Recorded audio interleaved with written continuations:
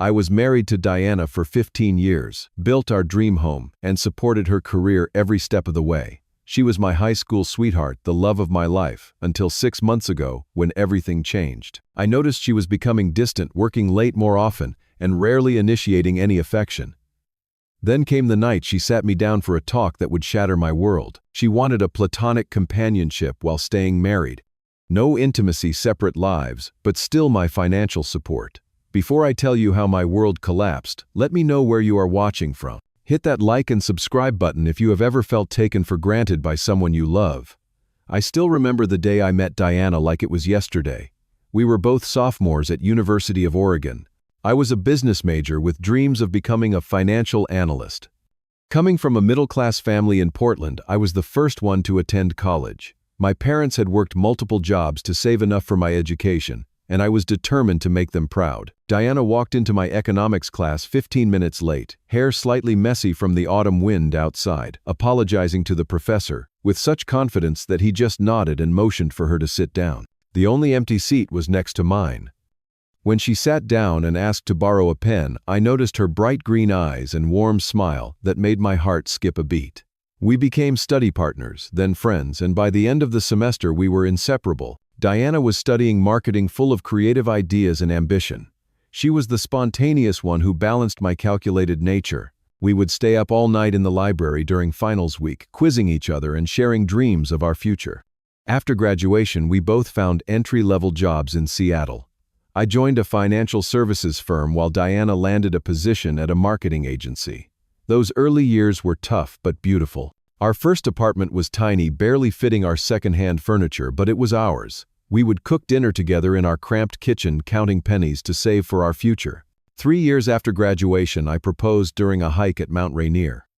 I had carried the ring in my pocket all day, nervous about the perfect moment. When we reached the viewpoint overlooking the valley with wildflowers surrounding us, I got down on one knee. Diana cried and said yes before I even finished asking. Our wedding was a small ceremony in Diana's hometown of Eugene. I remember standing at the altar watching her walk down the aisle in a simple white dress that took my breath away.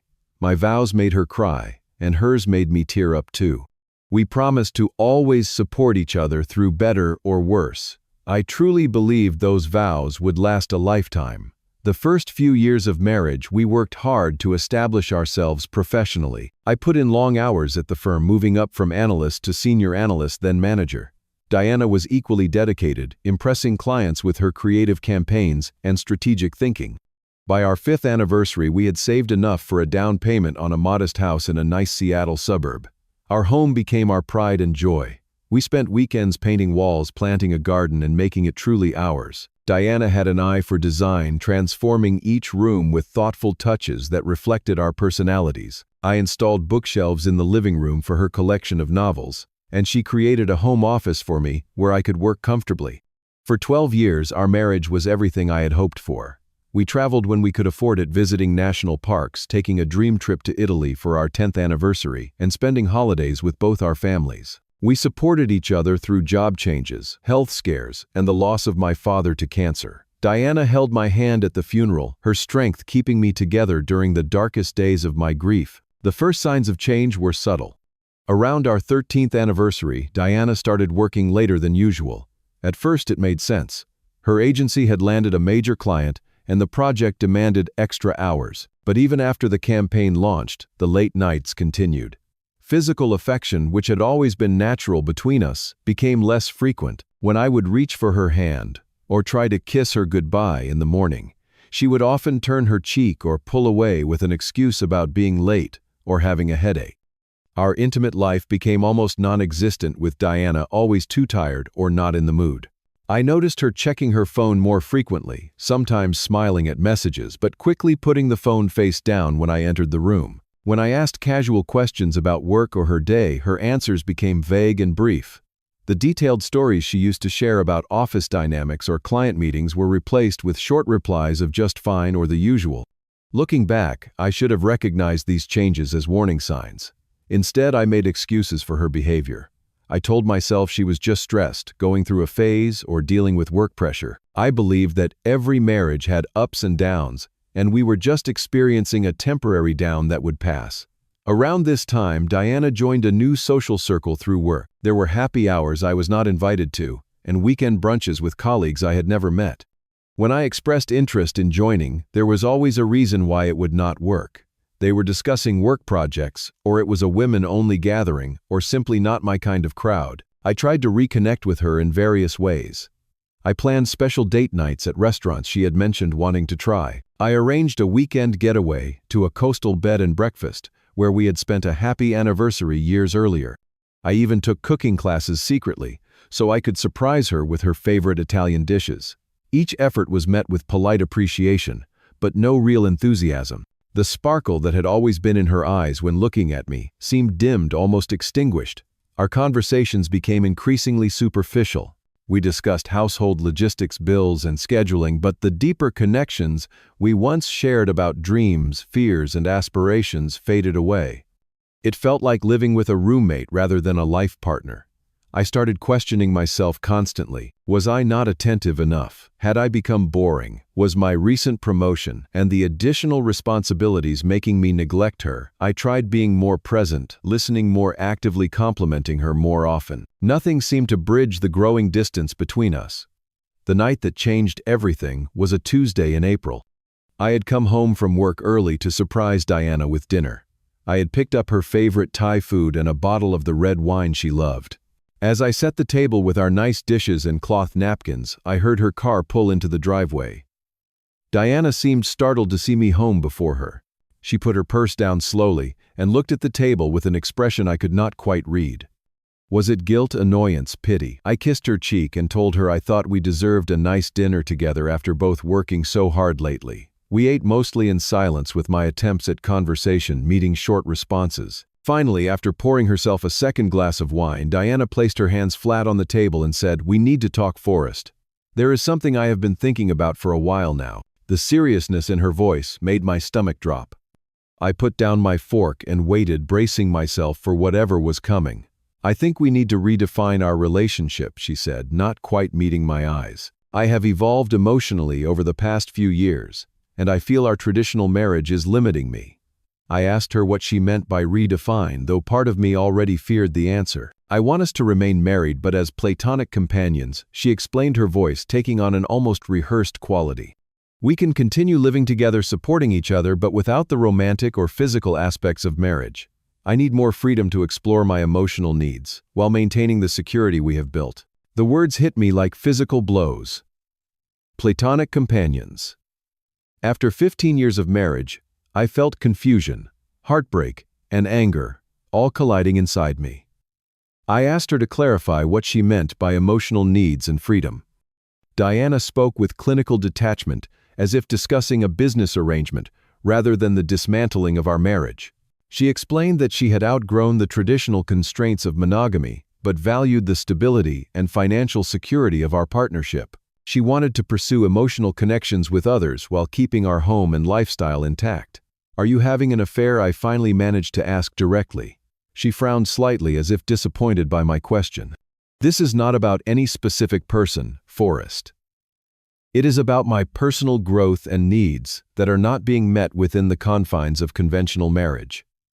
I am trying to be honest with you, rather than being deceptive." Her non-answer told me everything I needed to know. I pressed further, asking when these feelings had started, if there was something I had done wrong, if there was any way to fix things between us. Her answers remained vague and philosophical, talking about personal journeys and emotional evolution, but never addressing the real issues. That night, I slept on the couch, unable to lie next to her in our bed. Sleep eluded me, as my mind replayed our 15 years together, searching for the moment when things had started to fall apart. Had she ever truly loved me, or was I just a safe choice, a steady provider, while she pursued her own desires? In the early morning hours, while Diana was still asleep, I found myself looking through old photo albums. Our wedding pictures showed two young people looking at each other with genuine love. Vacation photos captured moments of shared joy and connection. Where had those two people gone? When had we become strangers? My instincts told me there was more to Diana's request than she was admitting. The next day, while she was in the shower, I did something I had never done before. I looked at her phone. The guilt of invading her privacy was quickly overshadowed by what I discovered. Text messages between her and her colleague Ryan revealed an emotional intimacy that crossed professional boundaries. They were not explicitly sexual, but the tenderness and inside jokes made it clear this was more than friendship. When Diana came downstairs, I confronted her with what I had found. Her face flushed with anger, not shame. "How dare you go through my private messages?" she demanded. "This is exactly the kind of controlling behavior that makes me feel trapped in this marriage." The fact that she attacked me rather than addressing her relationship with Ryan confirmed my suspicions. When I pointed this out, Diana delivered her ultimatum: either accept the new platonic arrangement she proposed, or she would file for divorce. The financial implications suddenly became crystal clear. We lived in a community property state, and a divorce would mean splitting our assets, including the house we had worked so hard for. Diana made a good salary, but significantly less than mine. By staying married in name only, she would maintain her lifestyle and financial security while pursuing emotional and likely physical relationships with others. The realization that I was being used as a financial safety net while Diana explored connections with other men sent me into a deep depression. For 2 weeks, I went through the motions at work but could barely focus. I lost 15 pounds, had trouble sleeping, and felt a constant heaviness in my chest that made it difficult to breathe. My friend Jake noticed my deterioration and insisted on meeting for drinks. After listening to the whole story, he asked me a question that changed my perspective. If Diana wants a platonic companion, why not give her exactly that and see how she likes it? The morning after my conversation with Jake, I woke up with a clarity I had not felt since Diana's shocking proposal. If she wanted a platonic companion, I would show her precisely what that meant on my terms, not hers. First, I needed to protect myself legally and financially. I scheduled a consultation with a divorce attorney, explaining my situation and learning about my options. The lawyer advised me to document everything, secure copies of financial records, and prepare for the possibility that my plan might not change Diana's mind. I opened a separate bank account and began transferring a portion of my income there, making sure to maintain the joint household expenses fairly. I downloaded copies of our tax returns, investment statements, and property documents. I also started keeping a journal of Diana's behavior, Ryan's involvement, and any relevant conversations. Emotionally, I had to reclaim my self-respect. For too long, I had been trying to win back someone who clearly did not value me as a husband. Jake's words echoed in my mind. "You are worth more than being someone's backup plan." It was time to show Diana what she would be losing by reducing me to a convenient roommate. With my strategy in place, I began implementing what Diana had asked for: a truly platonic companionship. I stopped doing all the little things a loving husband would do. No more bringing her coffee in bed on weekend mornings. No more cooking her favorite meals or picking up her preferred wine on the way home. No more helping her with work presentations or listening to her vent about office politics. I started shopping and cooking only for myself, politely telling her I had not known what she would want. When she asked if I could help install some new shelves in her home office, I suggested she call a handyman, explaining I was busy with my own projects. When her car had a flat tire, and she called me to help, I recommended a roadside assistance service, mentioning I was in the middle of an important work call. Previously, I had always handled our yard work and home maintenance. Now I only took care of the outdoor spaces I personally used, leaving her to deal with the gardens she had claimed as her domain. When the kitchen sink developed a leak, I fixed it, but did not address the dripping faucet in her bathroom. While maintaining basic courtesy, I redirected my energy towards self-improvement. I joined a gym and started working out 4 times a week. I reconnected with old friends I had lost touch with during my marriage. I took up hiking again, a passion I had set aside when Diana lost interest in outdoor activities. Social events became another area of change. When Diana mentioned a dinner with her colleagues that included Ryan, I declined with the same vague excuses she had given me countless times. I simply told her I had other plans without elaborating. When she pressed for details, I smiled and said, "Just some personal things I need to take care of," mirroring her own evasiveness. I planned weekend trips without her visiting my brother in Portland or going camping in the Olympic National Park. I posted photos on social media showing myself enjoying life, friends, nature, good food. I was careful not to appear vindictive or as if I was trying to make her jealous. I was simply living my life as an independent person who happened to share a house with her. As weeks passed, I noticed Diana becoming increasingly agitated by the new dynamic. She would make small attempts to engage me, asking about my day or suggesting we watch a movie together. I would respond pleasantly but briefly, never initiating further conversation or intimacy. If she suggested a film, I would politely decline, mentioning a book I was reading or a call I needed to make. One evening, I overheard her on the phone with her friend Melissa complaining that I had changed and was not being supportive anymore. I had become cold and distant, according to her, when she had only asked for space to figure things out. The irony of her complaint was not lost on me. She had explicitly requested a platonic relationship, yet she still expected the benefits of having a devoted husband. 3 months into this new arrangement, Diana confronted me in the kitchen. "Why are you acting this way?" she demanded. "You are treating me like a stranger." I kept my voice calm and even. "I am respecting your wish for a platonic companionship," I explained. "This is what platonic means, Diana. We live together, but we are not romantically or emotionally involved in each other's lives." "That is not what I meant," she argued, her voice rising. "I meant we would still be partners and support each other, just without the physical aspects of marriage." I leaned against the counter, maintaining eye contact. "So, you want everything to stay the same, except you do not want to be intimate with me and want freedom to pursue connections with others," I clarified. "That sounds like you want all the benefits of having a husband without any of the responsibilities of being a wife." Her face flushed with anger or embarrassment, I could not tell which. "That is not fair, Forrest. I have been honest about my needs, and you are punishing me for it." I shook my head slowly.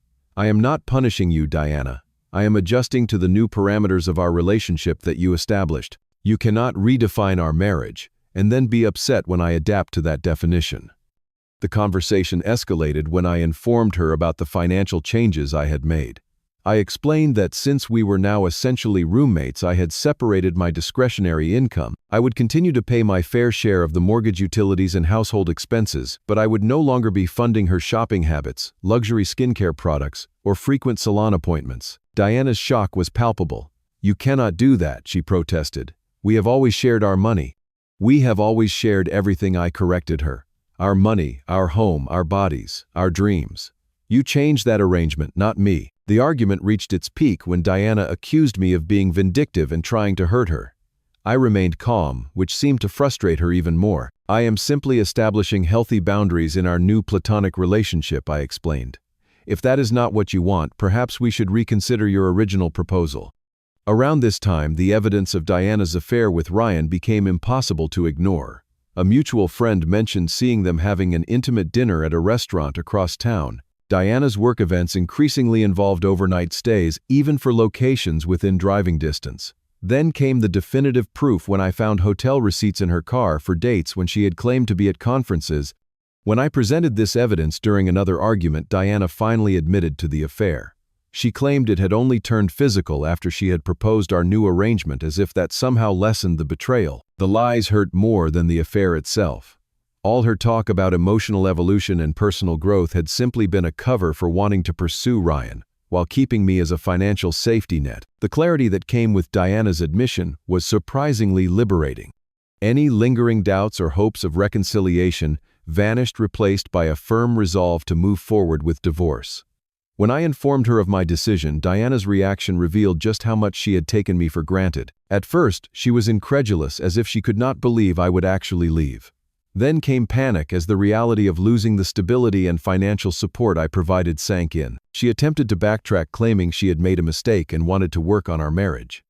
The sudden change of heart only confirmed what I already knew. Her regret was not about losing me, but losing what I provided.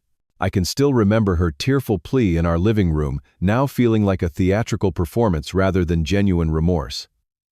"Forrest, please, we can fix this." I got confused and lost my way, but I know now that what we have is worth saving. I looked at the woman I had loved for 15 years and felt nothing but a calm certainty that it was over. "No, Diana, we cannot fix this. You did not lose your way. You showed me who you really are, and I believe you. You have made it clear that I am more valuable to you as a provider than a husband, and I deserve better than that." The divorce process was surprisingly straightforward thanks to my preparation. The documentation I had gathered, including evidence of Diana's affair, gave me leverage in the negotiations. We sold the house, divided the proceeds, and split our other assets according to the prenuptial agreement we had signed before our wedding, a document Diana had seemingly forgotten about. The first few months after the divorce were challenging. Despite knowing I had made the right decision, I struggled with loneliness and the disorientation of building a new life alone after 15 years of partnership. I moved into a one-bedroom apartment in a different neighborhood, surrounded by boxes containing half of the life we had built together. My support system proved invaluable during this time. Jake checked on me regularly, making sure I got out of the apartment and stayed connected to the world. My brother drove down from Portland several weekends to help me settle in and distract me with hiking trips. I also started seeing a therapist who helped me process the anger and grief that I had suppressed during the final months of my marriage. 6 months after the divorce was finalized, I found myself in a much better place than I had expected. My apartment had become a true home, reflecting my personal taste without compromise. I had reconnected with old hobbies abandoned during my marriage. Weekends were spent hiking, photographing wildlife, or volunteering at the local animal shelter. I had also received a promotion at work, partly due to my renewed focus and energy. I ran into Diana unexpectedly at a coffee shop downtown. She looked thinner, her smile not reaching her eyes when she recognized me. We exchanged awkward pleasantries before she mentioned that things with Ryan had not worked out. He had moved to Chicago for a new job, choosing career advancement over their relationship. There was a hint of invitation in her voice when she suggested we catch up sometime, but I politely declined. As I walked away, I realized how much I had healed. There was no satisfaction in her unhappiness, no desire for reconciliation, just a peaceful acceptance that our chapter was closed. What had once seemed like the end of my world had become the beginning of a better one. My healing journey taught me to value myself in ways I never had before.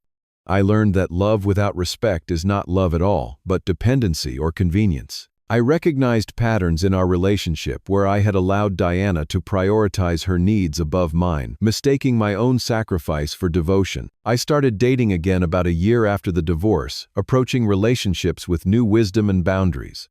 I was more attentive to how potential partners treated service staff, how they spoke about former relationships, and whether they showed genuine interest in my thoughts and feelings. I no longer confused intense attraction with compatibility, or mistook comfort for connection. The painful lesson of my marriage to Diana showed me that relationships must be based on mutual respect and genuine care. Love is not just about the grand gestures or passionate moments, but about how two people treat each other in ordinary daily interactions. It is about choosing each other again and again, even when it is difficult. Today, I can honestly say I am grateful for the experience, as painful as it was. Without Diana's betrayal, I might never have discovered my own strength or understood my worth. I might have continued pouring myself into a relationship that drained rather than nourished me. If you are in a relationship where you feel taken for granted, remember that you deserve to be valued, not just used. Sometimes, the bravest thing you can do is walk away from something that no longer serves you, even if you have invested years of your life in it. Have you ever had to make the difficult choice between staying in a comfortable but unfulfilling relationship or stepping into the unknown? Share your experience in the comments below. If this story resonated with you, please like and subscribe to hear more journeys of self-discovery and resilience. Thank you for listening, and remember that you are worthy of genuine love and respect, nothing less.